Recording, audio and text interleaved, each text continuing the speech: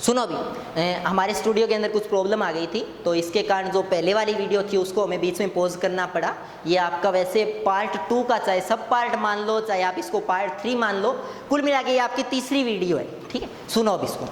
मैंने आपको यहाँ तक बता दिया था, मैं दोबारा रिपीट कर देता हूँ। कोई आपका कंडक्टर है, उस कंडक्टर के अंदर एक तरफ आपने नेगेटिव प्लेट लगाई, एक तरफ आपने पॉजिटिव प्लेट लगाई।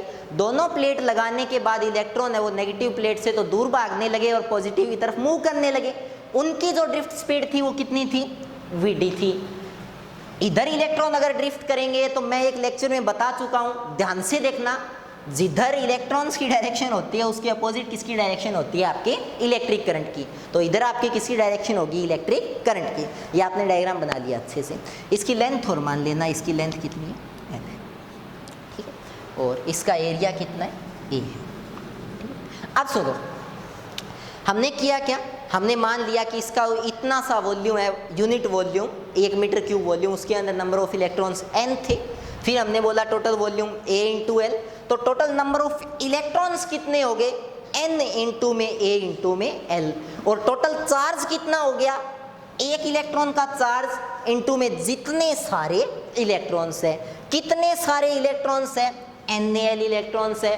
और एक इलेक्ट्रॉन का चार्ज कितना है? E है। यानी कुल मिला के आपका जो चार्ज है वो कितना हो जाएगा? NaLe।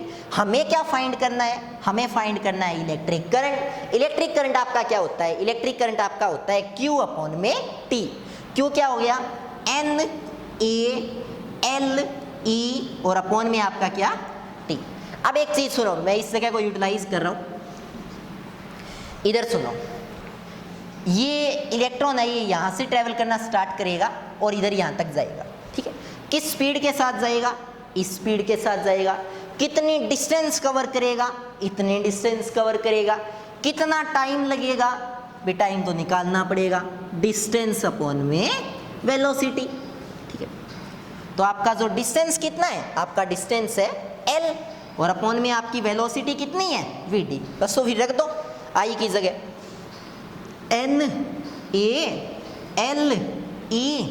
और बटे में t की जगह आप क्या रखोगे? डिवाइड में l अपॉन में vd। देखो l से l कैंसिल हो गया, 3 नंबर का जो vd है वो ऊपर चला जाएगा, तो आपका i का जो फॉर्मूला है वो क्या आ गया? NeaVd। और ये काफ़ी इंपॉर्टेंट रिजल्ट है भी, तो ये रिजल्ट आपको अच्छे से क्लियर होना चाहिए, ये रिजल्ट आपको अच्छे से पता होना चाहिए। ये रिजल्ट आपका क्या होता है? Relation between drift velocity and electric current. तो इलेक्ट्रिक करंट और ड्रिफ्ट वेलोसिटी है उसका ये रिलेशन है। इसको करना अच्छे से, इसको देखना अच्छे से, और मैं इधर हट जाता हूँ, इसको फिर अच्छे से लिख लेना।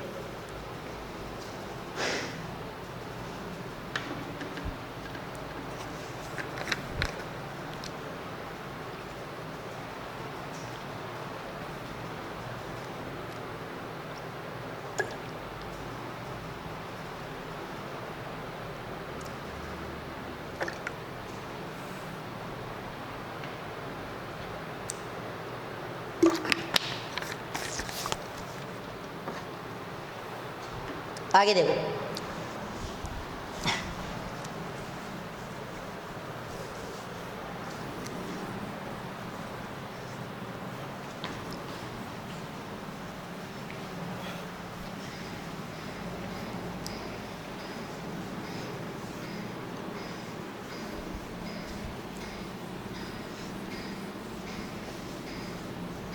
ठीक है, टाइम को यूटिलाइज करना सीखो। जितने मैं इसको इरेज करता हूँ इतने, अगर आप डबल टैप करते हो तो उससे 10 सेकेंड है वो आगे हो जाता है, तो आप आगे कर लो। यह छोटे छोटे हैक्स है जिनको आप अगर अप्लाई करो तो मतलब काफ़ी अच्छे प्लेटफॉर्म से आप काफ़ी कुछ सीख सकते हो। आगे कंटिन्यू करते हैं। खैर अब सुनो, ठीक है, आगे देखो भी। अब थोड़ा सा डिटेल डिस्कशन करते हैं आपका रेजिस्टेंस पे। ठीक है,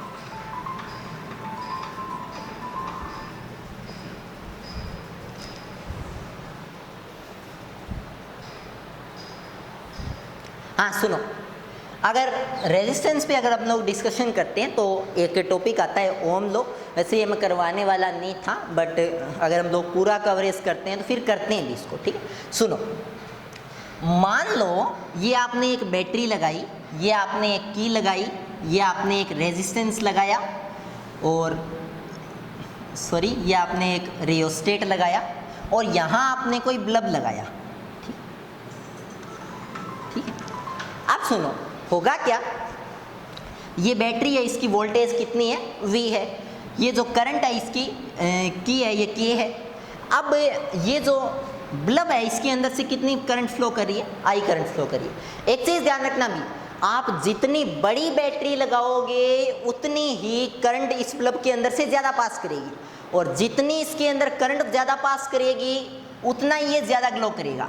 यानी V और I आपस में क्या होते हैं, प्रोपोर्शनल होते हैं। आप जितना बड़ा वोल्टेज अप्लाई करोगे उतनी ही करंट की वैल्यू में क्या आएगा, इंक्रीज आएगा। अगर आप 12 वोल्ट की बैटरी लगाते हो तो आपको 4-5 एम्पियर के करीब करंट मिल जाती है। अगर आप बड़ी बैटरी लगाते हो तो आपको एक बड़ा ट्रिमेंडस अमाउंट ऑफ करंट देखने को मिलता है। यानी V और I आपस में क्या होते हैं भी, V और I आपस में होते हैं प्रोपोर्शनल। ठीक है, यहाँ एक प्रोपोर्शनलिटी का कॉन्स्टेंट आता है, इस कॉन्स्टेंट को हम लोग ऑलरेडी भी समझा चुके हैं, ये आपका क्या होता है, R। ठीक है, तो R आपका एक कांस्टेंट भी है प्रोपोर्शनलिटी का, और इस कांस्टेंट को अपन लोग क्या बोलते हैं, रेजिस्टेंस बोलते हैं। ठीक है, और जो आपका ये रेजिस्टेंस है ये आपका हो गया फिर क्या, V अपॉन में I।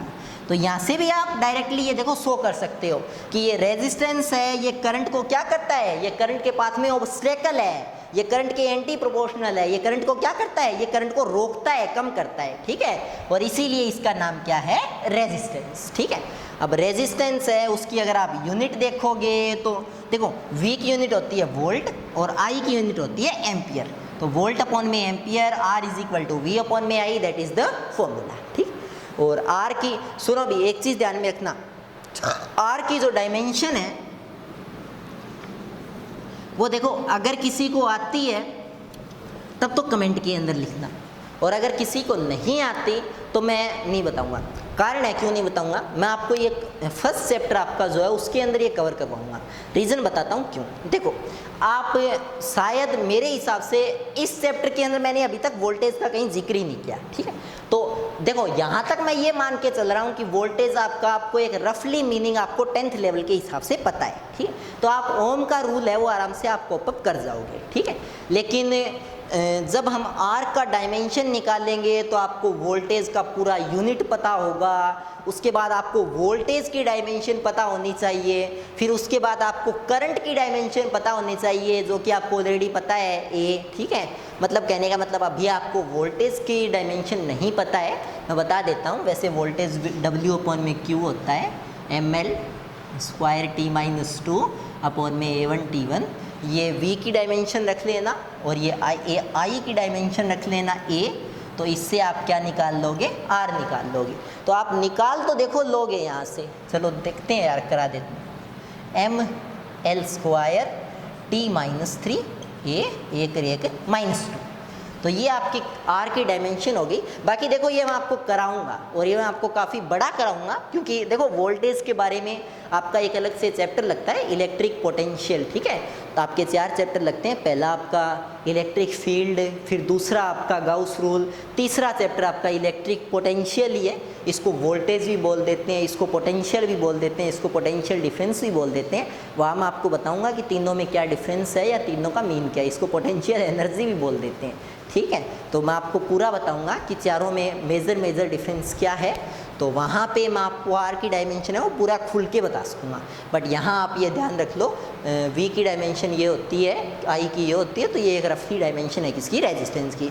यहाँ आपको लिटरली इतना मीन पता होना चाहिए कि रेजिस्टेंस का मतलब होता है रुकावट, ऑब्स्टेकल करंट के पाथ में। ठीक है, और वो आपका क्या होता है, V अपॉन में I। एक चीज़ और ध्यान रखो, जहाँ भी कहीं प्रोपोर्शनलिटी का साइन आ जाए वहाँ पर अगर आप उन दो क्वांटिटीज़ के बीच में अगर ग्राफ बनाते हो तो वो ग्राफ बिल्कुल स्ट्रेट लाइन आएगा। क्यों आएगा, क्योंकि देखो प्रोपोर्शनल का मीन यही होता है कि एक चीज़ बढ़ेगी तो दूसरी बढ़ेगी, एक घटेगी तो दूसरी घटेगी। ठीक है, अगर आपके पापा की इनकम 30,000 है तो आपकी पॉकेट मनी 3,000 है। कल को आपके पापा की इनकम अगर बढ़ेगी तो वो डेफिनेटली आपका फंड भी बढ़ाएंगे। ठीक है, तो सेम थिंग यहाँ पे है, मतलब आपके पापा की सैलरी और आपकी पॉकेट मनी एक दूसरे के क्या है, प्रोपोर्शनल है। सेम थिंग हेयर, ऐसे ही v और i प्रोपोर्शनल है, v बढ़ेगा तो i बढ़ेगा, यानी अगर v को थोड़ा सा बढ़ाओगे तो i उतना सा होगा, v को बड़ा कर दोगे तो i भी बड़ा होगा। तो आपको ग्राफ में एक क्या मिलेगी, स्ट्रेट लाइन मिलेगी, ठीक है। और इस स्ट्रेट लाइन का ये जो एंगल है थीटा, ये थीटा एंगल आप निकाल लो यहाँ से, टेन थीटा, थीटा के सामने वाला परपेंडिकुलर, और परपेंडिकुलर क्या है, आई और अपॉन में, तो ये आपको पता होना चाहिए। वैसे देखो ये बनाने वाले पे डिपेंड करता है, अगर आप v को यहाँ लिख देते हो मान लो और i को यहाँ लिख देते हो तो फिर आपका टेन थीटा क्या आ जाएगा, v अपॉन में i। तो ये तो डिपेंड करता है, ठीक है। बाकी कई बार पूछ लेते हैं कि ओम का रूल बताओ और उससे एक ग्राफ बनाओ और उस ग्राफ का थीटा बताओ, तो उसका थीटा कितना हो जाएगा, उसका थीटा हो जाएगा टेन इनवर्स। अब i अपॉन में v या v अपॉन में i वो आप पर है, आप ग्राफ कैसा बनाते हो, आप यहाँ पे v लिखते हो या यहाँ पे v लिखते हो। देखो एक चीज़ मैं आपको बताता हूँ, इसको बोलते हैं IV कर्व, ठीक है। तो और फिजिक्स के अंदर एक ट्रेंड बना रखे, देखो रूल नहीं है, ये ट्रेंड है कि पहले जो लिखा जाता है वो जनरली y एक्सिस पे आता है, दूसरे वाला x एक्सिस पे आता है। तो ये एक ट्रेंड है कि जो पहले लिखा जाता है वो y एक्सिस पे आता है, बाकी रूल नहीं है, ठीक है। आप पे कोई रिस्ट्रिक्शन नहीं है, आप कैसे भी बनाओ, कैसे भी कर सकते हो। तो देखो ओम लॉ पे इतना टाइम लगाया हमने, बट ये आपको इतना पता होना चाहिए कि ओम रूल होता क्या है, वोल्टेज और करंट है वो एक दूसरे के प्रोपोर्शनल होते हैं, v proportional to i, r यहाँ पे एक कांस्टेंट है और r आपका क्या होता है, v अपॉन में i। यहाँ से आप अगर यूनिट निकालोगे तो v की यूनिट वोल्ट और अपॉन में i की यूनिट एम्पियर, ठीक है। तो ये आप निकाल सकते हो कि r की यूनिट क्या होती है। वैसे आपको पता है कि r है उसको क्या बोलते हैं, रेजिस्टेंस, और ये एक टाइप की ऑब्स्टेकल है, किसके पाथ में, करंट के पाथ में, ठीक है। एक चीज़ और बताता हूँ आपको, देखो रेजिस्टेंस को सबसे पहले डिस्कवर करने वाला साइंटिस्ट था, उसका नाम था जॉर्ज साइमन ओम, ठीक है। तो उसको कंट्रीब्यूट करने के लिए, उसको होमेज पे करने के लिए, उसको याद करने के लिए हम लोगों ने देखो जैसे इलेक्ट्रिक करंट का हमने यूनिट है वो एम्पियर लिखा था, वैसे ही हमने आर की यूनिट को क्या रख लिया है, ओम, ठीक है। तो आर की एक यूनिट आपकी क्या होती है, ओम होती है, और जो आर का सिंबल है यूनिट का वो होता है ऐसे वाला, ठीक है, पाई जैसा। तो ये इतनी चीज़ें आपको ओम लॉ के बारे में और रेजिस्टेंस के बारे में आपको पता होनी चाहिए, what is resistance, what is Ohm law, etcetera etcetera, ठीक है। अभी मैं इधर हट जाता हूँ, इसको नोट करना।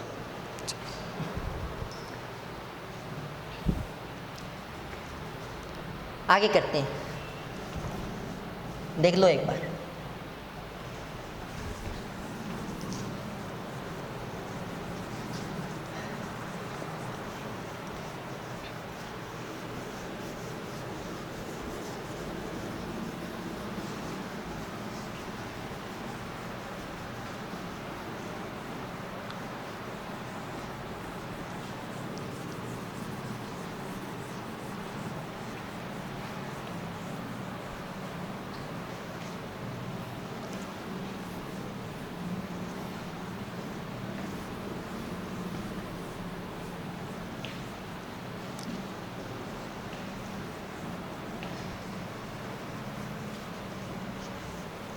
आगे देखते हैं, इसको आगे और समझते हैं। सुनो, ऐसी डिवाइसेस जो ओम रूल को फॉलो करती है, ओम रूल को ओबे करती है, उन डिवाइसेस को हम लोग कहते हैं ओमिक डिवाइसेस, ठीक है। Devices who follows Ohm law is called ohmic devices.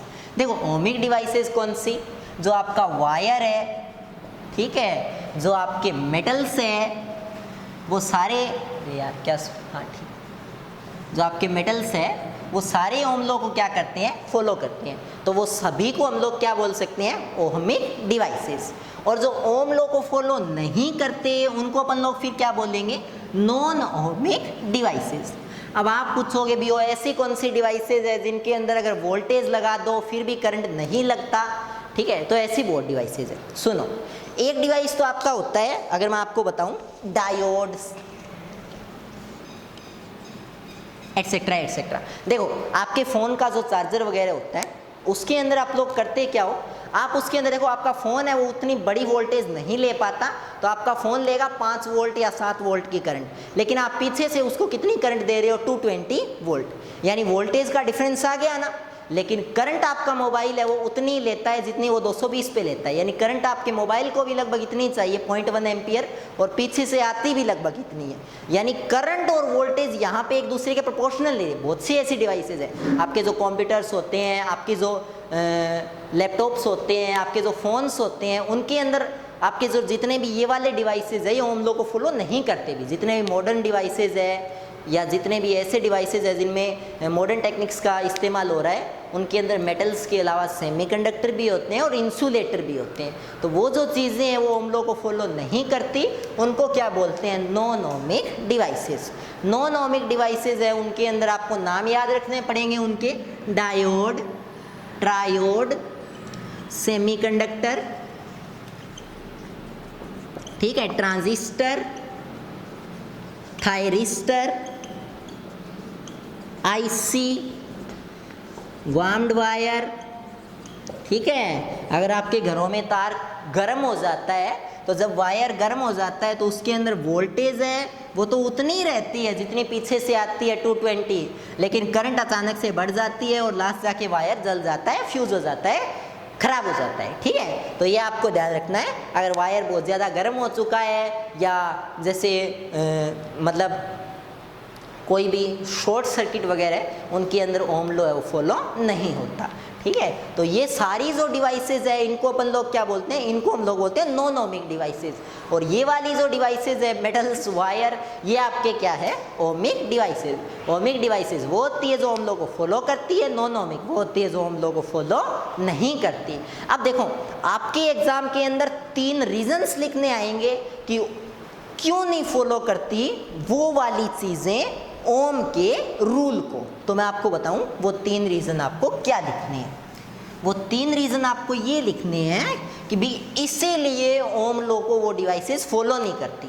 Number 1 तो इसलिए फॉलो नहीं करती क्योंकि उनका जो VI कर्व है वो वैसा नहीं होता जैसा किसका होता है, ओम लॉ का होता है।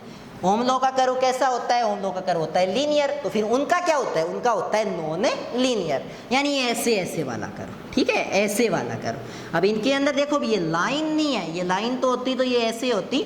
इनके अंदर वोल्टेज है वो तो पहले धीरे धीरे बढ़ रहा है करंट, और करंट बाद में अचानक से बढ़ रही है, ठीक है, ऐसे वाला कर्व, ठीक है। और ऐसे वाला कर्व कौन से डिवाइसेस देते हैं, diode, triode, semiconductor, transistor, thyristor.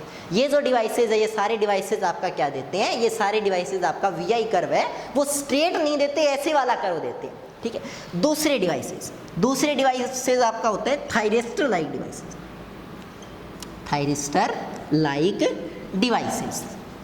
सुनो भी, अगर आपने अपने घरों में, जैसे आपके घरों में छज्जा वज्जा होता है, उसके पास में जो लाइट्स होती है जिनको अपन लोग कंसील्ड लाइट बोलते हैं, उन कंसील्ड लाइट में आपने एक नया फीचर देखा होगा।